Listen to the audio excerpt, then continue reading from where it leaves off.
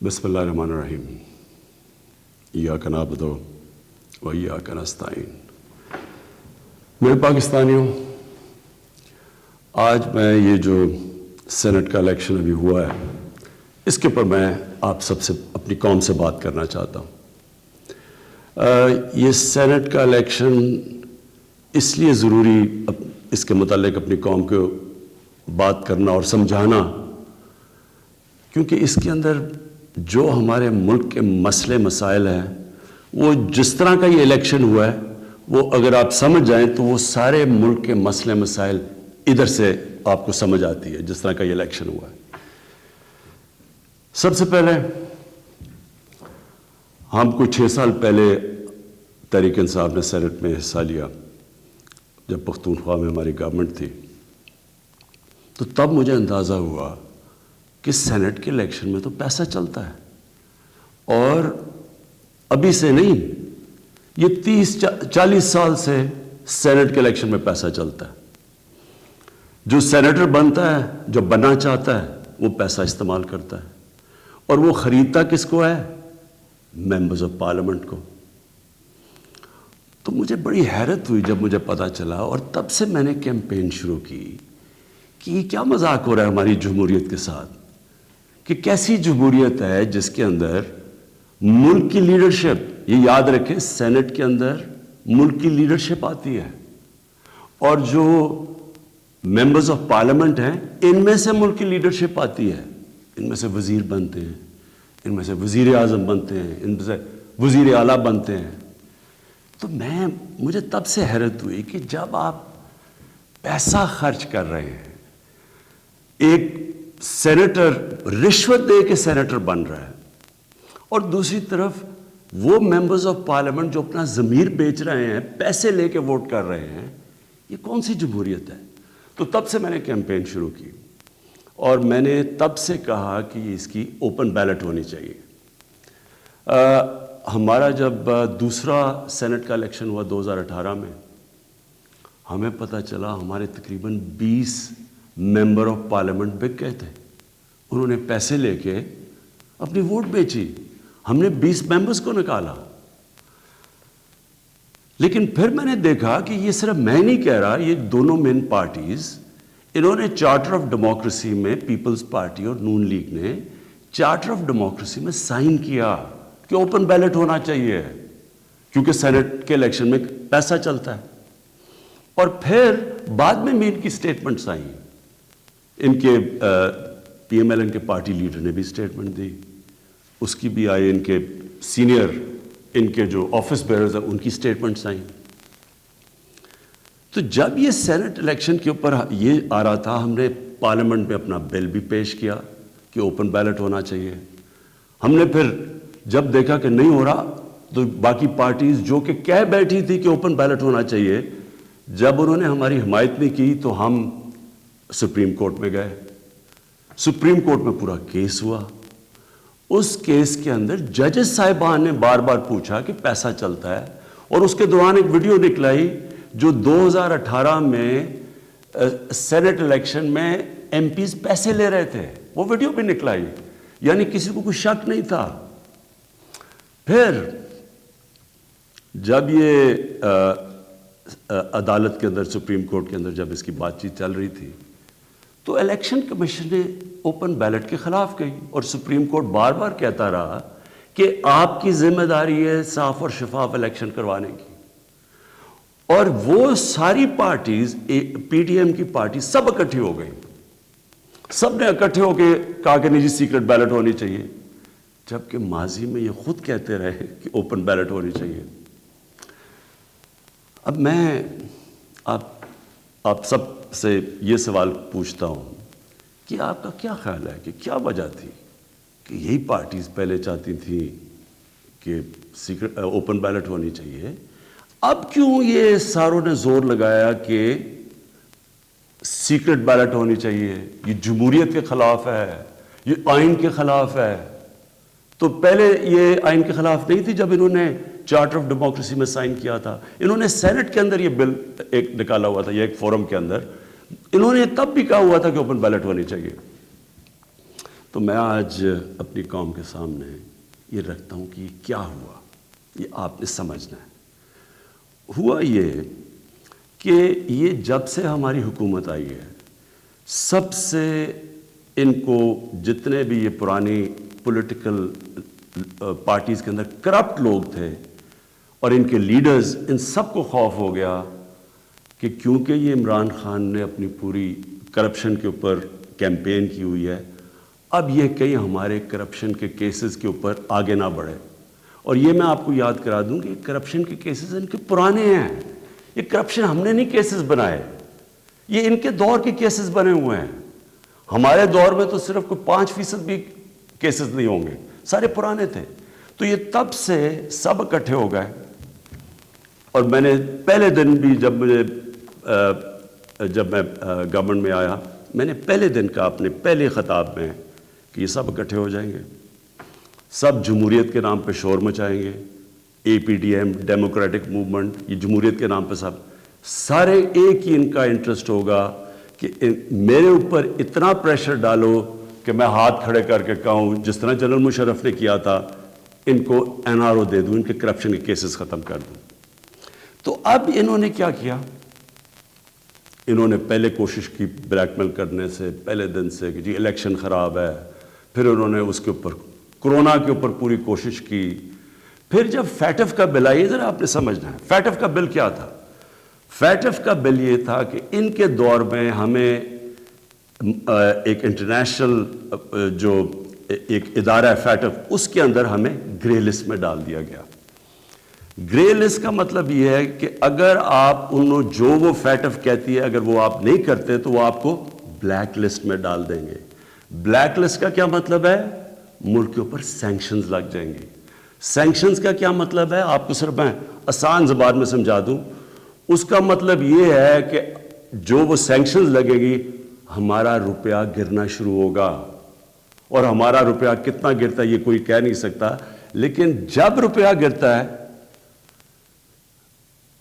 آپ سمجھ جائیں کہ اس وقت مہنگائی بڑھ جاتی ہے، کیونکہ ساری چیزیں جب روپیہ گرتا ہے، جو چیز آپ باہر سے منگاتے ہیں مہنگی ہو جاتی ہے، جس کے اندر تیل ہے، بجلی ہے، کیونکہ بجلی بھی تیل کے اوپر آدھی بنتی ہے، پھر ڈالر کے کانٹریکٹس ہیں، پھر دالیں ہیں وہ 70% باہر سے، پھر گھی باہر سے آتا ہے، پھر گندم بھی ہمیں باہر سے منگوانی پڑی۔ تو جو بھی چیز باہر سے آتی ہے، ٹرانسپورٹ، تیل، سب مہنگی ہو جاتی ہے۔ تو اگر فیٹف کی بلیک لسٹ میں آتے ہیں تو یہاں لوگوں کی یہاں تو غربت پھیلنی ہے۔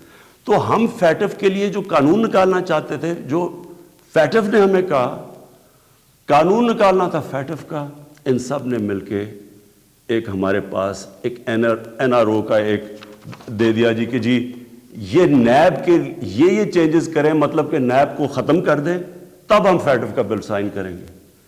فیٹف ملک کے لیے، نیب کا اس سے کیا تعلق ہے؟ صرف اور صرف کہنے کی کوشش ہے، ان کا 1 پوائنٹ ایجنڈا ہے کہ کسی طرح مجھے پریشر کر دے کہ میں کسی طرح بلیک میل کریں کہ ان کو NRO دے دوں۔ اب آپ سمجھیں کہ انہوں نے یہ کیوں کیا؟ کیوں یہ جو پہلے کہہ رہے تھے، سب کہہ رہے تھے کہ سینٹ کے الیکشن میں پیسہ چلتا ہے اور اوپن بیلٹ ہونی چاہیے، اور اب کیوں سب اکٹھے ہو گئے؟ سپریم کورٹ میں جا کے سب نے اکٹھے زور زور سے کہا کہ نہیں جی ہمیں سیکرٹ بیلٹ چاہیے، خفیہ بیلٹ چاہیے۔ اس کی وجہ یہ تھی، انہوں نے یہ پلان کیا کہ یہ جو ہمارا الیکشن تھا حفیظ شیخ کا اور یوسف رضا گیلانی کا، اس میں انہوں نے پورا پیسہ چلانا تھا، پوری کوشش کرنی تھی کہ ہمارے ممبرز توڑیں، ان کو پیسے دے کے اپنے ساتھ ملائیں، اور کسی طرح وہ الیکشن جب وہ حفیظ شیخ نے ہارنا تھا تو اس سے کیا سامنے آنا تھا کہ جی عمران خان کی پارلیمنٹ کے اندر میجورٹی ختم ہو گئی، اور میجورٹی ختم حالانکہ ووٹ آف نو کانفیڈنس تو نہیں ہے، لیکن جب یہ ایک دفعہ آ جائے کہ جی عمران خان کے ممبر ادھر جا سکتے ہیں اور ان کے ممبر زیادہ ہو گئے ہیں، یعنی ہمارے ممبرز ان کے ساتھ چلے گئے ہیں، اس کا مطلب کہ اگلا سٹیپ یہ ووٹ آف نو کانفیڈنس لے آئیں۔ تو اصل مقصد یہ تھا کہ ووٹ آف کانفیڈنس کی تلوار میرے اوپر لٹکائیں، مجھے بلیک میل کریں کہ میں کسی طرح ان کو NRO دے دوں۔ اب میں بتاتا ہوں کہ آگے میں نے کیا قدم لیے، لیکن میں صرف تھوڑا سا اپنی قوم کو، کیونکہ میں یہ ضروری ہے، آپ میں سے کئی نوجوان، ہماری نوجوان آبادی، ان کو پتہ نہیں ہے کہ میری یہ اب 25 سال ہو گئے ہیں، یہ سٹرگل ہے کیا، یہ کیوں تھی۔ دیکھیں، عمران خان وہ واحد پولیٹیشین ہے جس کے پاس سب کچھ تھا پولیٹکس میں آنے سے پہلے۔ میں وہ آدمی ہوں جس کو شاید ملک میں سب سے زیادہ شہرت تھی، جتنا پیسے تھے میری زندگی کے لیے بہت تھے، مجھے کسی چیز کی ضرورت نہیں تھی جب میں پولیٹکس میں آیا۔ میں آیا کیوں پولیٹکس میں ہم وہ ہیں جنریشن جو پہلی، میرے والد، میری والدہ ایک غلام ہندوستان میں پیدا ہوئے تھے۔ میں پہلا پاکستانی جنریشن تھا جو آزاد ملک میں پیدا ہوا تھا، اور ہمیں اپنے ملک پہ بڑا فخر تھا۔ جیسے ہمارا ملک اٹھتا جا رہا تھا، آج سے 50 سال پہلے، 55 سال پہلے پاکستان کی مثال دی جاتی تھی دنیا میں، ہمیں فخر ہوتا تھا۔ پاکستان کا دنیا کے اندر ایک رتبہ تھا۔ ہمارا جب یہاں سے پریزیڈنٹ باہر گیا تو اس کو ایئرپورٹ پہ امریکن پریزیڈنٹ ملنے آیا۔ یہ اور بھی چھوڑے، یعنی ہماری ہر طرح ایک ملک میں ایک ہوپ تھا، اوپر جا رہے تھے ہم۔ تو آہستہ آہستہ میں نے اپنا ملک نیچے آتے دیکھا، اور جو 1985 کے بعد اس ملک میں تباہی مچی، جب سے کرپشن یہ آسمانوں پہ گئی، نان پارٹی بیس الیکشن ہوا تھا، آپ کو موقع ملے تو وہ ضرور پڑھے، کیونکہ وہ ایک ایسا جسے ٹرننگ پوائنٹ کہتے ہیں، جس کے بعد ہماری تقدیر بدلی، جس کے بعد کرپشن بڑھنی شروع ہوئی پاکستان میں، جس وقت پولیٹکس کے اندر پیسہ چلنا شروع ہوا۔ یہ یاد رکھیں 1985 تھا وہ۔ تو ہم دیکھ رہے تھے کہ آہستہ آہستہ پیسہ اقتدار میں کیوں آ رہے ہیں جی؟ بزنسز چلانے کے لیے۔ پرائم منسٹر بن رہا ہے تو فیکٹریاں بننی شروع ہو گئی، پرائم منسٹر بننا ہے تو بزنس مین بننا، 7 وزیروں نے پیسہ بنانا شروع کر دیا۔ 85 کے بعد ہمارا ملک جانا شروع ہوا نیچے۔ اس سے پہلے ہندوستان اور پاکستان کے اندر میں آپ کو فرق بتاؤں، میں جب کرکٹ کھیل کے ہندوستان سے پاکستان آتا تھا تو لگتا تھا غریب ترین ملک سے امیر ترین ملک میں آ گیا ہوں، اور آہستہ آہستہ آہستہ ہم نے چینج دیکھا یہ آتے ہوئے۔ میں اس لیے پولیٹکس میں آیا تھا، اور میرا مقصد کیا تھا؟ دیکھیں، میں نے تو بہت اپنا وقت باہر کی دنیا میں گزارا ہے، میں نے مغربی ممالک دیکھے ہیں، میں نے انگلینڈ کے اندر ان کے سارے سسٹمز دیکھے ہیں۔ فرق کیا ہے؟ کیا وجہ ہے کہ ایک ملک اوپر چلا جاتا ہے اور دوسرا ملک سارے وسائل کے باوجود نیچے آ جاتا ہے؟ وہ ہے لفظ انصاف، قانون کی بالادستی۔ نبی صلی اللہ علیہ وسلم نے مدینہ کی ریاست کی بنیاد کس چیز پہ رکھی تھی؟ عدل اور انصاف پہ۔ انہوں نے جب کہا تھا، اور وہ اچھا یہ ہے کیا انصاف؟ قانون کی بالادستی کا مطلب کیا ہے؟ میں چاہتا ہوں سب نوجوان آپ سب سمجھیں۔ قانون کی بالادستی کا مطلب یہ ہوتا ہے کہ طاقتور اور کمزور ایک ہی برابر ہوں، قانون ان سے ایک طرح کرے۔ جب نبی صلی اللہ علیہ وسلم نے کہا تھا کہ تمہارے سے پہلے بڑی قومیں برباد ہوئی، جو طاقتور کے لیے ایک قانون، کمزور کے لیے دوسرا قانون، وہ قومیں تباہ ہو جاتی ہیں۔ جب انہوں نے کہا کہ میری بیٹی بھی اگر جرم کرے بھی اس کو سزا ملے گی، کہنے کا مطلب یہ ہے کہ قانون یعنی انصاف وہ ہوتا ہے جو طاقتور کو قانون کے نیچے لے کے آتا ہے۔ اب یہاں کیا ہو رہا تھا؟ جو طاقتور، اس کے لیے سارا ایک قانون، وہ چوری کر رہا ہے، وہ پیسے بنا رہا ہے، وہ منی لانڈرنگ کر رہا ہے، وہ پلاٹوں کے اوپر قبضے کر رہے ہیں، وہ سرکاری ان کو کوئی پکڑ نہیں رہا تھا۔ بیچارے غریب لوگ جیلوں میں بھرے ہوئے تھے۔ میں نے بھی جب جنرل مشرف کے دور میں کوئی 8-9 دن جیل میں گزارے ہیں، وہاں صرف غریب لوگ آپ کو نظر آتے ہیں، لگتا ہے صرف غریب ہی چوری کرتا ہے۔ دیکھیں، یہ آپ کو آج میں صرف سمجھانے کی کوشش کر رہا ہوں کہ میری سٹرگل ہے کیا۔ 2 چیزیں ہوتی ہیں، جب طاقتور کو ایک ملک کا قانون اس کو پکڑتا نہیں ہے، جب وہ کوئی جرم کرتا ہے تو وہ ملک اپنی تباہی کی طرف چلا جاتا ہے، جس طرح ہمارے نبی صلی اللہ علیہ وسلم نے کہا تھا۔ وہ کیوں چلا جاتا ہے؟ میں یہ بھی آپ کو سمجھاتا ہوں۔ دیکھیں، چھوٹے چوری کرتے ہیں، غریب آدمی چوری کرتا ہے، پٹواری چوری کرتا ہے، تھانے دار، وہ پیسے بناتے ہیں، تنگ ہوتے ہیں لوگ۔ لیکن جب ملک کا پرائم منسٹر اور منسٹر چوری کرتا ہے تو وہ ایک ملک کو مقروض کر کے رکھ دیتا ہے. وہ کیسے کرتا ہے؟ میں پرائم منسٹر ہوں, سارے جتنے میرے جیل میں چور بھرے ہوئے ہیں ان کی ساری چوریاں اکٹھی بھی کر دو تو وہ کتنے کی بن جائے گی؟ 2, 3, 4 ارب, 5 ارب, 6 ارب. میں پرائم منسٹر ہوں, میں ایک پروجیکٹ کے اندر میں اربوں روپیہ بنا سکتا ہوں. کیسے؟ میں پاور پروجیکٹ لگاؤں, اور یہاں ہوا ایسے. پاور پروجیکٹ لگاتا ہوں 100 ارب کا, وہ ہوتا ہے اس کی قیمت 100 ارب, میں اسے کہتا ہوں 130 ارب کر دو. 30 ارب سیدھے میرے باہر ہی, ملک سے باہر ہی چلے جاتے ہیں, میرے اکاؤنٹ میں آ جاتے ہیں. اب وہ جو 30 ارب, سب سے پہلے تو سارے ملک کے چور ملا کے بھی 30 ارب چوری نہیں کرتے. وہ جو جیلوں میں بیچارے ہیں, مشکلوں میں, کوئی بے روزگار ہے, کوئی 100 مسئلے ہوتے ہیں عام آدمی کے. کئی تو ہوتے بھی چور ہیں, لیکن کئی بیچارے مجبور بھی ہوتے ہیں, وہ تو جیلوں میں ہیں. سیدھا بیٹھ کے 30 ارب ایک ڈیل میں بنا سکتا ہوں. اور اچھا, اس کی قیمت کون ادا کرتا ہے؟ آپ ادا کرتے ہیں. وہ کیسے ادا کرتے ہیں؟ کیونکہ جو 130 ارب کا جب پروجیکٹ بن جاتا ہے تو اس کا جو بجلی کی قیمت ہے وہ اوپر چلی جاتی ہے. آپ اگر کہیں پتہ چلوائیں کہ وہی پروجیکٹ جو پاکستان میں لگے ہوئے ہیں وہ کتنے پہ لگے ہیں, اور جو وہی پروجیکٹ باہر کے بجلی کے لگے ہیں ان کی کتنی قیمت ہے, تو اس کی کون قیمت ادا کرتا ہے؟ قوم ادا کرتی ہے. قوم مقروض ہو جاتی ہے. ساری تیسری جن کو کہتے ہیں ڈیولپنگ ورلڈ, غریب ملک, آپ ساری ایک ملک کا آپ کو بتا سکتا ہوں ان کی غربت کا سبب کیا ہے. وہاں ان کے بھی پرائم منسٹر بیٹھے ہیں, پریزیڈنٹ بیٹھے ہیں, وزیر بیٹھے ہیں, وہ بھی ملک کا پیسہ چوری کرتے ہیں. پھر ان کو مجبوری باہر بھجوانا پڑتا ہے کیونکہ ملک میں نظر آ جائے گا نا پیسہ. اس لیے وہ پھر باہر, یہ جس طرح یہ چینی والا اور یہ پاپڑ والا, ان کے نام پہ باہر اس لیے بھجوانے پڑتے ہیں کہ وہ پکڑے نہ جائیں. اب جب وہ پیسہ باہر جاتا ہے وہ دگنا ملک کو نقصان ہو جاتا ہے. آپ کو پتہ ہے ایک یونائٹڈ نیشنز کا ایک ادارہ ہے, میں یہ چاہتا ہوں کہ آپ پورا سمجھیں کہ اس ملک سے یہ تھوڑے سے جو مل کے یہ جو بڑے بڑے مجرم ہیں کر کیا رہے ہیں آپ کے ملک سے. یہ ہمارے ملک میں نہیں صرف ہو رہا, یہ غریب ملکوں میں سب میں یہی کہانی ہے. جو ایک ادارہ ہے اس کو کہتے ہیں فیکٹائی, یہ یونائٹڈ نیشنز کا ادارہ ہے.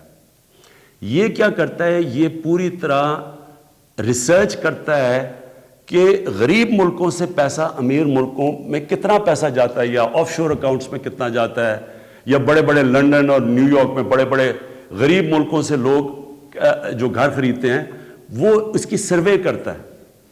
اس کے مطابق ہر سال 1000 ارب ڈالر غریب ملکوں سے امیر ملکوں میں جاتا ہے, آف شور اکاؤنٹس میں جاتا ہے. یہ فیکٹائی کی رپورٹ ہے.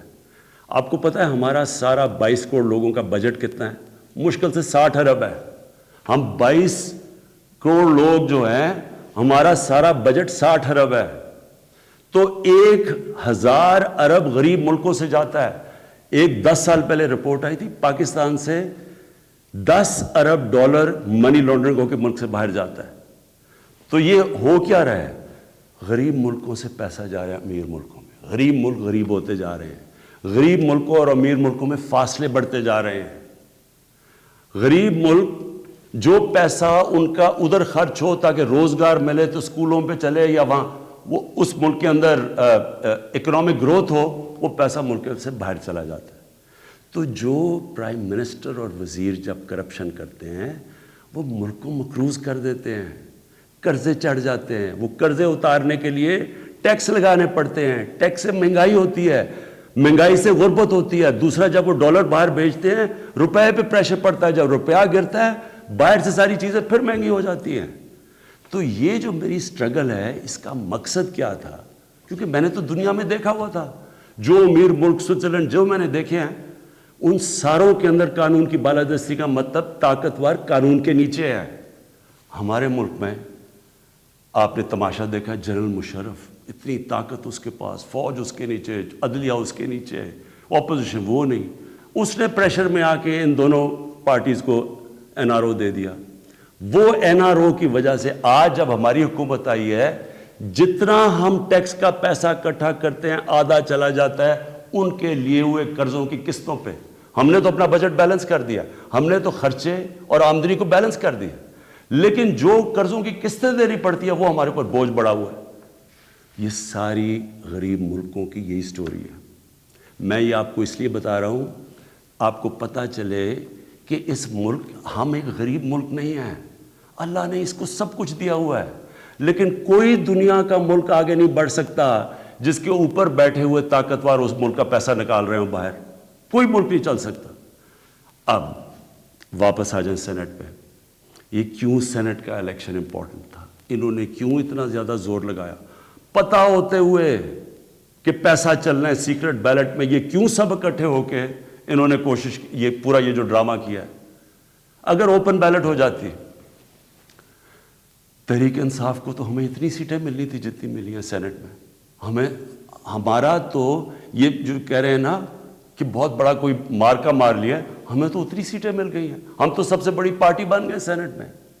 لیکن انہوں نے جو سارا ڈرامہ کیا ہے وہ ایک حفیظ شیخ کی سیٹ کے اوپر, اور سارا جو پیسہ لگایا ہے جو یوسف رضا گیلانی کا پیسے بانٹ رہا تھا شام کو, لوگوں کی ضمیر خرید رہا تھا. اور وہ جو ہمارے, میں نے جب اپنے ایم این اے سے جب میٹنگ کی, ہماری خواتین نے ہمیں بتایا کہ جی ہمیں کال کر کے آفرز مل رہی تھی. کوئی ہماری پرانی پی ٹی آئی کی وہ کال کر کے کہہ رہی تھی 2 کروڑ سے بولی لگ رہی تھی. اب میں الیکشن کمیشن سے تھوڑا بات کرنا چاہتا ہوں. دیکھیں, الیکشن کمیشن آپ کا بہت بڑا رول ہے. آپ کی سب سے بڑی ذمہ داری صاف اور شفاف الیکشن ہے. یہ آپ کی آئینی ذمہ داری ہے. پہلے تو مجھے یہ نہیں سمجھ آئی کہ آپ نے عدالت میں کیوں جا کے کہا کہ جی خفیہ بیلٹ ہونی چاہیے. مجھے یہ بتائیں, کوئی آئین اجازت دیتا ہے چوری کرنے کی, رشوت دینے کی کوئی آئین اجازت دیتا ہے جو 30 سال سے ہو رہا ہے؟ پھر جب آپ کو سپریم کورٹ نے موقع دیا, کیا انہوں نے آپ کو کہا کہ ہاں اس دن سیکرٹ بیلٹ کروا لو, لیکن اس کے بعد ان کی آئیڈینٹیفیکیشن رکھو بیلٹ کی کہ ہم مثلا آج پتہ چلوانا چاہتے ہیں جی ہمارے 15-16 لوگ جو بکے ہیں, میں ورڈ یوز کر رہا ہوں بکے ہیں, ہمیں پتہ تو چلے وہ کون ہے. آپ نے ان مجرموں کو بھی بچا لیا یہ سیکرٹ بیلٹ کروا کے. آپ نے ہماری جمہوریت کو نقصان پہنچایا ہے. مجھے بتائیں کون سی جمہوریت ہے جدھر پیسے دے کے کوئی سینٹ بنتا ہے؟ یہ جمہوریت ہے؟ جمہوریت کا تو مطلب ہوتا ہے الیکشن سے لوگ اوپر آتے ہیں. یہ پیسے دے کے اوپر آنے کا یہ جمہوریت ہے؟ دوسرا مجھے بتائیں کہ جو ہمارے بچے ہیں, ہمارا ایک نوجوان آبادی ہے, اب ہم کیا ان کے لیے مثال سیٹ کر رہے ہیں؟ سارے ملک کے سامنے پیسے چل رہے ہیں, وہ ویڈیو چل رہی ہے پیسے کی. اس سے پہلے ویڈیو چلی جو 2018 کے الیکشن میں کہ جناب وہ ایم پیز کروڑوں روپیہ ایسے ایسے کر کے بیگز میں ڈال رہے ہیں. کوئی کچھ کوشش کی؟ کیا آپ کو یہ نہیں پتا کہ آپ کی ذمہ داری تھی انویسٹیگیٹ کرنے کی؟ ساری ایجنسیز آپ کے نیچے ہیں, سب کے سامنے یہ تماشا ہوا. مجھے یہ بتائیں کہ جب ایک ملک کی لیڈرشپ, یہ لیڈرشپ ہے سینٹ کی, جب یہ رشوت دے گی اور رشوت لے گی تو آپ کیا کہیں گے کہ پٹواری اور تھانے دار وہ ٹھیک ہو جائے گا؟ کیا آپ کہیں گے باقی لوگ ٹھیک ہو جائیں لیکن لیڈرشپ چوری رشوت دے؟ ایک چائنیز پروورب ہے کہ fish rots from the top. جب اوپر آپ کرپشن کی اجازت دے رہے ہیں اور آپ کے سامنے ہوئی ہے اور آپ کو پتا تو ہونی ہے. میں کہتا کیا, میں نے الیکشن سے پہلے کہا کہ ریٹس لگ گئے ہیں لوگوں کے, بولیاں لگ رہی ہیں. آپ کو موقع جب دیا سپریم کورٹ نے, کیا وجہ تھی کہ آپ 1500 بیلٹس کے اوپر کوئی ایک بار کوڈنگ نہیں کر سکتے تھے؟ آپ نے تو پوری طرح ایک موقع دیا ملک کی جمہوریت کو ڈسکریڈٹ کرنے کے لیے. اس سے کیا ہوا؟ میں آپ سے سوال پوچھتا ہوں کہ آج کیا ہماری جمہوریت اوپر گئی ہے نیچے گئی ہے؟ جو آپ نے ملک کی موریلٹی, اخلاقیات کو نقصان پہنچایا ہے کہ یہ جو اوپن ہارس ٹریڈنگ ہو رہی ہے, کیا اس سے فرق پڑا؟ مجھے بتائیں. یہ ایک بڑی عظیم خواب کا نام تھا پاکستان, اسلامی فلاحی ریاست. یہ علامہ اقبال نے کہا تھا مثال بنے گی مسلمان دنیا کے لیے. مجھے بتائیں یہ اپنے نوجوانوں کو آپ کیا بتائیں گے؟ یہ سارے ملک کے سامنے. اور یہ کتنا پیسہ چلا ہے یہ ابھی تو یہ تو سامنے آ گیا نا آپ کا ویڈیو. آپ کو یہ نہیں اندازہ کہ کتنا پیسہ چلا ہے اس الیکشن کے اندر, کس طرح لوگوں نے اپنے ضمیر بیچے ہیں پیسہ بنانے کے لیے, کس طرح ہماری پالیٹکس کو کرپٹ کیا گیا ہے. جو کروڑوں روپیہ خرچ کر کے سینیٹر بنے گا وہ حاتم طائی ہے, وہ آ کے ملک کی خدمت کرے گا, وہ یہ پیسہ کدھر سے ریکور کرے گا؟ پھر کہتے جی کہ دیکھیں جی کرپشن بڑی بڑھ گئی ہے ملک میں. کبھی قانون سے بھی کوئی کرپشن ختم ہوئی ہے؟ مجھے بتائیں, کبھی کوئی قانون بنا کے یا لا انفورسمنٹ سے کرپشن ختم ہو سکتی ہے؟ کرپشن ایک معاشرہ ختم کرتا ہے, ایک قوم مل کے کرپشن ختم کرتی ہے. جب ایک قوم ایک میسج دیتی ہے کہ ایک جو کرپشن کرے گا, رشوت دے گا, وہ ہمارے میں سے نہیں ہے, اس کو لوگ شادیاں نہیں کروائیں گے ان گھروں میں, ان کو گوت پارٹیز پہ نہیں بلائیں گے. یہاں کرپٹ لوگوں کو آپ مین سٹریم میں لا رہے ہیں. اور میں یہ بھی کہنا چاہتا ہوں, ہمارے وہ میڈیا کے لوگ, میں ان سے سوال پوچھتا ہوں, بڑے بڑے صحافی عدالت میں جاتے ہیں, عدالت میں جا کے کہتے ہیں کہ جی وہ نواز شریف کو تقریر کرنے کی موقع دینا چاہیے, وہ نیلسن منڈیلا تقریر کرے گا, ملک کو پتہ نہیں کیا فائدہ ہوگا. ایک آدمی سپریم کورٹ سے کنوکٹ, ایک مجرم جھوٹ بول کے ملک سے بھاگا ہوا, جس کے اوپر اربوں اربوں روپے کی چوری, اس کے بیٹوں کے اربوں روپے کی پراپرٹیز میں رہ رہے ہیں لنڈن. ملک سے کیوں بھاگے ہوئے جی؟ ہم برطانوی سٹیزن ہیں. وہ تو جی بکنگھم پیلس میں پیدا ہوئے تھے نا, کدھر سے پیسہ آیا ان کے پاس؟ یہ یہاں سے پیسہ چوری کر کے باہر بیٹھے ہوئے ہیں, وہ باہر بیٹھا ہوا ہے, اس کا منشی جو دماد ہے وہ باہر بیٹھا ہوا ہے, ان کے بچے باہر بیٹھے, سارے اربوں پتی ہیں, کوئی جواب. اور یہاں ہمارے صحافی کہہ رہے ہیں کہ جو اسے تقریر کرنے کا موقع دے. وہ کوئی جیل سے نکلتا ہے اربوں روپے کی کرپشن کے چارج, وہ جا کے پھول پھینک رہے ہیں لوگ اس کے اوپر. مجھے یہ بتائیں کیسے کرپشن ختم ہوگی؟ جب آپ معاشرہ جب ان کرپٹ لوگوں کو ایکسیپٹیبل کر دے گا, یہ کھلے عام جب یوسف رضا گیلانی یہ جب بنے گا سینیٹر اور وہ پیسے چلا کے, اور ہم اس کو ایکسیپٹ کریں گے جی وہ جی جمہوریت ہے بڑی آ گئی. یہ صرف میں یہ سمجھنے کی کوشش کر رہا ہوں کہ کیا ہمیں فکر ہے اپنے آنے والے بچوں کی, اپنی جنریشنز کی, اپنی نسلوں کی, کہ کیا ہم ایگزامپل سیٹ کر رہے ہیں ان کے لیے. میں اپنی ساری قوم سے پوچھتا ہوں کہ اگر آپ ان لوگوں کو ایکسیپٹ کر لیں گے جو بڑے بڑے ڈاکو, کیا عمران خان کی اکیلے کی ذمہ داری لگی ہوئی ہے کہ ان کے پیچھے پڑا رہے؟ یہ آپ سب کی ذمہ داری ہے. سنگاپور کے اندر جب ایک وزیر نے چوری کی, کرپشن کی, لی کوان یو جو ان کے پرائم منسٹر کا سب سے قریبی تھا, اس نے جب اس کو سزا دلوائی اس نے خودکشی کر لی, کیونکہ اسے پتا تھا معاشرے میں اب میری جگہ ختم ہو گئی ہے. اس کو معاشرے میں ہال نہیں ڈالیں گے, پھول نہیں پھینکیں گے کہ نیب سے باہر آ رہے جی پھول پھینک رہے ہیں. کوئی نہیں پوچھ رہا کہ اس نے کتنی کرپشن کی ہے. میرے پاکستانیوں, دیکھیں یہ آپ کے اوپر ہے, کیا آپ اپنے ملک کو اوپر لے جانا چاہتے ہیں یا ان چوروں کے ساتھ کمپرومائز کرنا چاہتے ہیں؟ ہم آج اس لیے یہاں ہیں کہ ہم نے چوری ایکسیپٹ کی, چوروں کو ایکسیپٹ کیا. ہم نے ان لوگوں کو جب ہمیں پتہ ہوتے ہوئے کہ انہوں نے آپ کا پیسہ میرا تو نہیں پیسہ چوری ہوا, یہ جو پیسہ باہر گیا یہ میرا تو پیسہ نہیں باہر گیا, یہ ہمارا پیسہ باہر گیا ہے. یہ کانٹریکٹس کے اوپر پیسہ بناتے ہیں, ہر چیز کے اوپر. سڑک جو بنی ہوتی ہے 1 ارب روپے میں, وہ بناتے ہیں 1.5 ارب روپے میں, باقی پیسہ ان کی جیب میں. اور وہ سارا آپ ساری قوم جو ہمارے اوپر قرضے چڑھے ہوئے ہیں, پیچھے تو جائیں یہ قرضے چڑھے کیسے ہیں؟ کون سی قوم آگے بڑھ سکتی ہے؟ ایک مجھے قوم بتائیں, ایک ملک بتائیں, ایک مجھے ملک بتائیں جس کے پرائم منسٹر اور وزیر چوری کر رہے ہوں اور وہ ملک ترقی کر رہا اور خوشحالی ہو. ایک ملک مجھے بتا دیں. اور جو ملک سزا اور جزا نہیں کرتا, طاقتور کو سزا نہیں دیتا, وہ طاقتور جو مرضی کرے, وہ اچھا وہ بدقسمتی سے ان کو وی آئی پی کی طرح ٹریٹ کیا جاتا ہے. جیلوں میں بھی وہ وی آئی پی ہیں.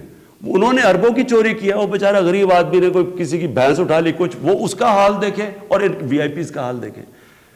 قوم کرپشن سے لڑتی ہے, قانون اکیلا کرپشن نہیں ختم کر سکتا. یہ جو آپ نے ڈرامہ دیکھا ہے آپ کے سامنے جو ہوا ہے, ساری قوم نے دیکھا ہے کہ پیسے دے کے ایک وزیر جیت گیا اور بڑی تالیاں بجے, جی بہت بڑا زبردست کام کیا اس نے. اس کا ماضی اٹھا کے دیکھیں, $60 ملین کا پاکستان کا پیسہ پڑا تھا سوئٹزرلینڈ میں. آصف زرداری تو کہہ ہی نہیں سکتا تھا میرا, کیونکہ اس نے تو کوئی ڈکلیئر ہی نہیں کیا, چوری کا پیسہ تھا. سپریم کورٹ اسے کہہ رہا ہے کہ لیٹر لکھو کہ پاکستان کا پیسہ سوئٹزرلینڈ کو واپس دیں.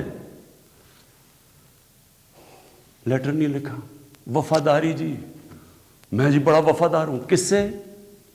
کسی انسان سے وفادار ہوں. پاکستان کا پیسہ سوچیں, 8-9 ارب روپیہ پاکستان کا باہر پڑا ہے, وہ آ جاتا, ہم اسے کیا کیا کر سکتے ہیں. اسکول بنا سکتے ہیں, لوگ ہسپتال, 100 چیزیں کر سکتے ہیں. لیکن جی اس نے وہ تو یہ اس کی سب سے بڑی ہے, اس پہ ڈسکوالیفائی ہوا ہے. آج بڑے زوروں شوروں سے جی سینیٹر بن گیا, جی بہت بڑی کامیابی ہوئی ہے. اب میں آخر میں اپنی آپ سے آخری جو بات کرنا چاہتا ہوں وہ یہ, ان کا خیال یہ تھا کہ میرے اوپر یہ نو کانفیڈنس کی تلوار لٹکائیں گے, اور میں کیونکہ مجھے کرسی بڑی عزیز ہے تو میں ان کو کہوں گا کہ جی ہاں جی ٹھیک ہے, میں آپ کو NRO دے دیتا ہوں, یعنی آپ کی جتنے بھی کیسز میں آپ کو ختم کر دیتا ہوں. میں پرسوں کانفیڈنس موشن لے رہا ہوں, اسمبلی کے پاس جا رہا ہوں, کانفیڈنس اپنی اسمبلی کو کہہ رہا ہوں آپ بتائیں سامنے, کیونکہ وہ تو اوپن ہوگا نا. اب یہ آپ کا ڈیموکریٹک, میں اب اپنے سارے ممبرز کو کہہ رہا ہوں, یہ آپ کا جمہوری رائٹ ہے. آپ کہہ سکتے ہیں کہ جی ہم عمران خان کے ساتھ نہیں ہیں, میں آپ کی عزت کروں گا, ٹھیک ہے, میں نااہل ہوں, اتنا قابل نہیں ہوں. آرام سے ہاتھ کھڑے کریں کہ نہیں ہے, میں اپوزیشن میں چلا جاؤں گا. اگر آپ جیت جاتے ہیں میں اپوزیشن میں بیٹھ جاؤں گا.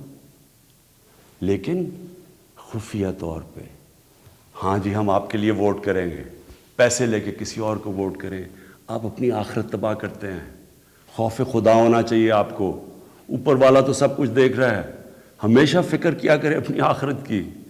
تو میں کانفیڈنس لوں گا جا کے اپنی اسمبلی سے. اور میں آپ کو یہ بتا دوں, یہ اب میں ذرا مخاطب ہوں, یہ جو سارے PDM کے جتنے یہ بڑے بڑے جو ان کے جو یہ جو بڑے بڑے کیا ہیں, یہ جو بھی ہیں, آپ سب کو میرا یہ پیغام ہے, دیکھیں مجھے اگر پاور بری جاتی ہے مجھے کیا فرق پڑتا ہے. میں نے کوئی فیکٹریاں بنائی ہیں آ کے, میں نے کوئی اپنے رشتہ داروں کو کئی بڑے بڑے عہدے دیے ہیں, میں تو کوئی باہر جا کے یہاں پیسے نکال کے تو بڑے بڑے کوئی مے فیئر میں نے کوئی بڑے بڑے گھر لے لیے ہیں.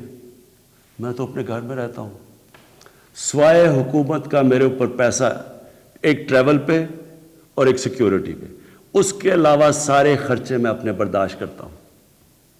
سارے میرے ٹریول دیکھے, جب میں باہر گیا ہوں 10 گنا کم پیسہ خرچ کیا میں نے ٹریول میں, کیونکہ مجھے یہ نہیں کہ میں آپ کو کہہ رہا ہوں, مجھے خوف خدا ہے. میرے ملک میں بھوک ہے, مشکل وقت سے ملک گزر رہا ہے, میں اپنے ملک کا پیسہ بچاتا ہوں. میری زندگی میں کوئی فرق نہیں پڑے گا اگر میں اقتدار میں نہ ہوں, کوئی میری زندگی میں نہیں فرق پڑے گا. لیکن آپ سب کے لیے میرا پیغام ہے, میں چاہے اپوزیشن میں بیٹھوں چاہے اسمبلی سے بھی باہر ہو جاؤں, میں نے آپ میں سے کسی کو نہیں چھوڑنا جب تک آپ اس ملک کا پیسہ واپس نہیں کریں گے. میں اگر باہر بھی ہو جاؤں, میں اس قوم کے لوگوں کو نکالوں گا. یہ جو قوم ہے یہ اپنا جب ملک کا پیسہ چوری ہوتا ہے اس کو بچانے کے لیے نکلے گی, چوروں کے پیسے کو بچانے کے لیے قوم نہیں نکلتی. جو آپ نے جتنی کوشش کر لی ہے, میں آپ کو پبلک نکال کے دکھاؤں گا. مجھے کوئی فرق نہیں پڑتا میری زندگی کو. ملک کے لیے جب تک میں زندہ ہوں, میں اس ملک میں قانون کی بالادستی کے لیے اپنے ملک کے اندر یہ لوگ جو کہ میں ان کو ملک کے غدار کہتا ہوں, جو چوری کر کے پیسہ باہر لے کے جاتے ہیں, میں ان کا مقابلہ کرتا رہوں گا. اور میرا یہ ایمان ہے کہ اللہ اس ملک کو بڑا اچھا وقت دکھانے والا ہے.